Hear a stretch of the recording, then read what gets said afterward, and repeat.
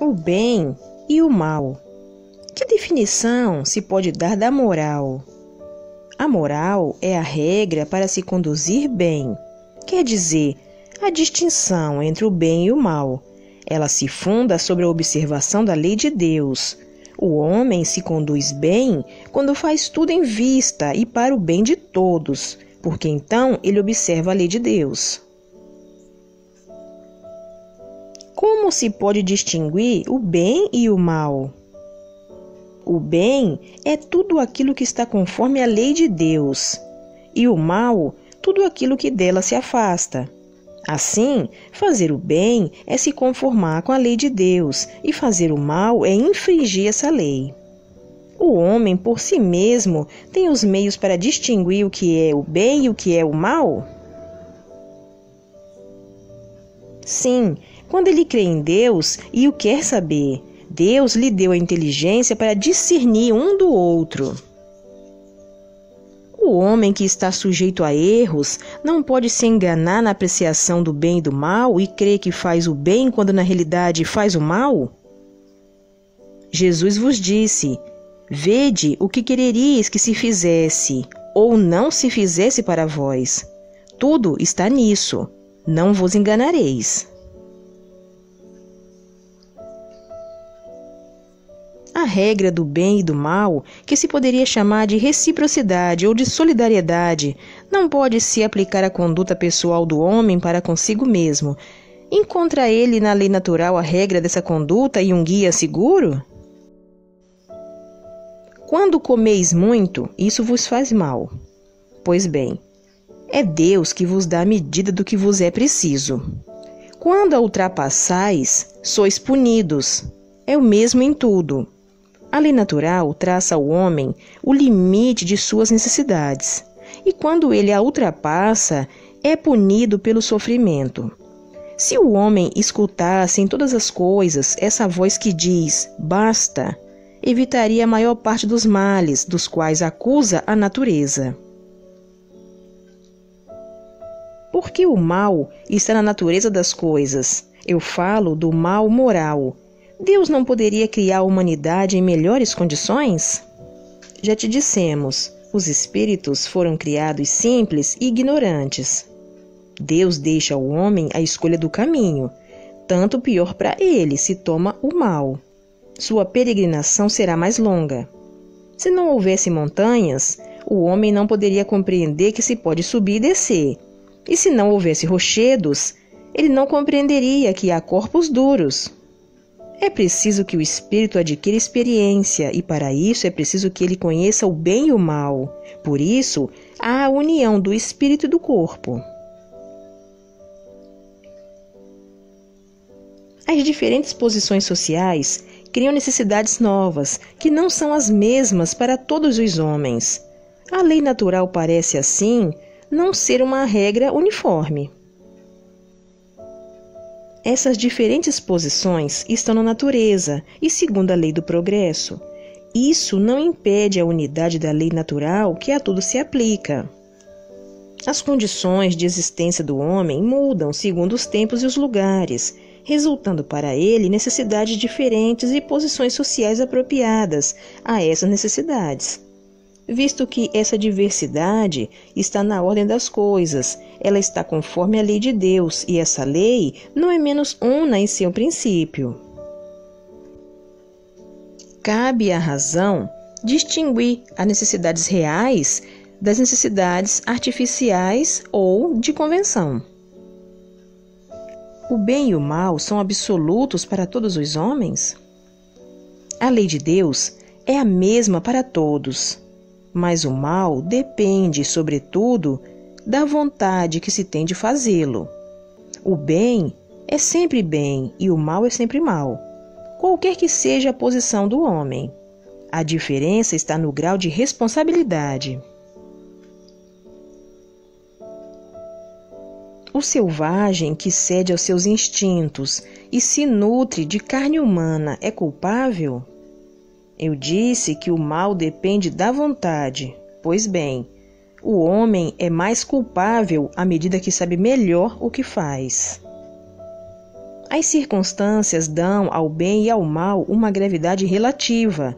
O homem, frequentemente, comete faltas que, por serem a consequência da posição em que a sociedade o colocou, não são menos repreensíveis.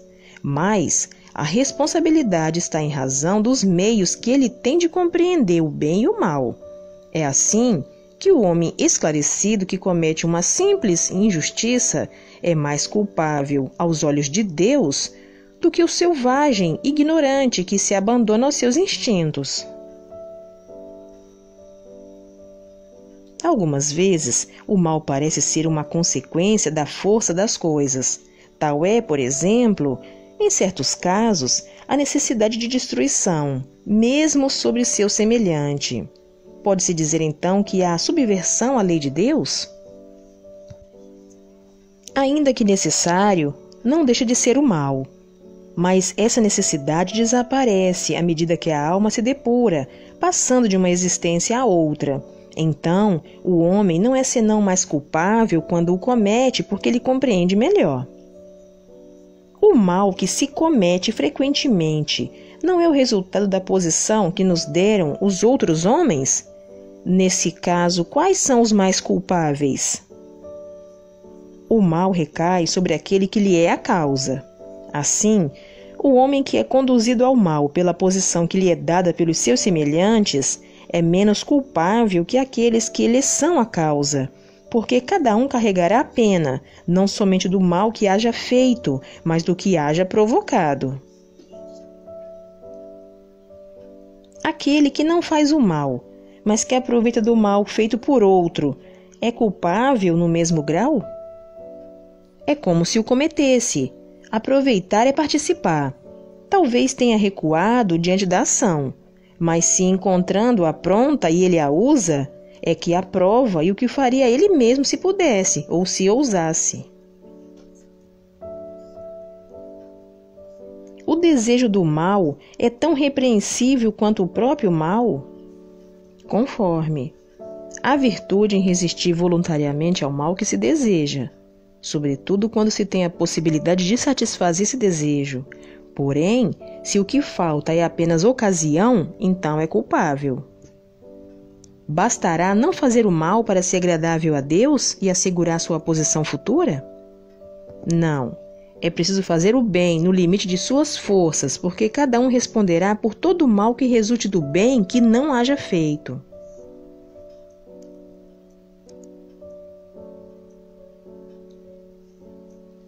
Haverá pessoas que, pela sua posição, não tenham possibilidade de fazer o bem? Não há ninguém que não possa fazer o bem. Só o egoísta não encontra jamais oportunidade. Bastará estar em relação com outros homens para encontrar a ocasião de fazer o bem, e cada dia da vida dá oportunidade a qualquer que não esteja cego pelo egoísmo, porque fazer o bem não é só ser caridoso, mas ser útil, na medida de vosso poder, todas as vezes que vosso concurso pode ser necessário. O meio no qual certos homens se encontram colocados não é para eles a fonte primeira de muitos vícios e crimes? Sim, mas isso ainda é uma prova escolhida pelo Espírito em estado de liberdade. Ele quis se expor à tentação para ter o mérito da resistência. Quando o homem está de alguma forma mergulhado na atmosfera do vício, o mal não se torna para ele um arrastamento quase irresistível? Arrastamento sim, irresistível não, porque no meio dessa atmosfera de vício encontras algumas vezes grandes virtudes. Esses são espíritos que tiveram força para resistir e que tiveram, ao mesmo tempo, a missão de exercer uma boa influência sobre os seus semelhantes. O mérito do bem que se fez está subordinado a certas condições. Dizendo melhor, há diferentes graus no mérito do bem? O mérito do bem está na dificuldade. Não há mérito em fazer o bem sem trabalho e quando nada custa. Deus tem mais em conta o pobre que reparte seu único pedaço de pão do que o rico que não dá senão seu supérfluo. Jesus disse-o, a propósito do óbolo da viúva. Divisão da lei natural. Toda a lei de Deus está contida na máxima de amor ao próximo ensinada por Jesus? Certamente, essa máxima encerra todos os deveres dos homens entre si, mas é preciso mostrar-lhes a aplicação. De outra forma, eles podem negligenciá-la, como fazem hoje. Aliás, a lei natural compreende todas as circunstâncias da vida, e essa máxima não é dela senão uma parte. Os homens necessitam de regras precisas, pois os preceitos gerais e muito vagos deixam muitas portas abertas à interpretação. Que pensais da divisão da lei natural em 10 partes, compreendendo as leis sobre a adoração, o trabalho, a reprodução, a conservação, a destruição, a sociedade, o progresso, a igualdade, a liberdade, enfim, a de justiça, de amor e de caridade. Essa divisão da lei de Deus em 10 partes é a de Moisés e pode abranger todas as circunstâncias da vida, o que é essencial. Podes, pois, segui-la sem que ela tenha por isso nada de absoluto, não mais que todos os outros sistemas de classificação que dependem do ponto de vista sob o qual se considera uma coisa. A última lei é a mais importante. É por ela que o homem pode avançar mais na vida espiritual, porque ela resume todas as outras. Espero que você tenha gostado deste estudo. Clique no joinha se você gostou. Se inscreva aqui no canal para ajudar no crescimento. Obrigada pela sua companhia. Fique com Deus e até o próximo vídeo.